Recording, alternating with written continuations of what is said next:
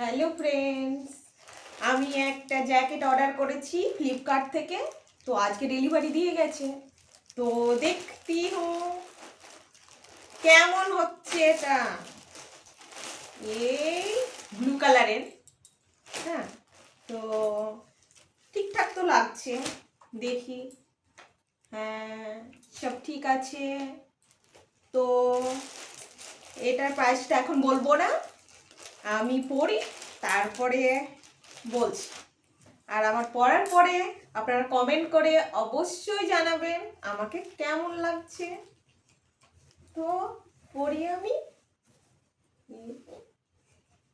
আমার ইচ্ছে ছিল একটা এরকম ব্লু কালারের, তাই আমি এইটাই অর্ডার করেছি।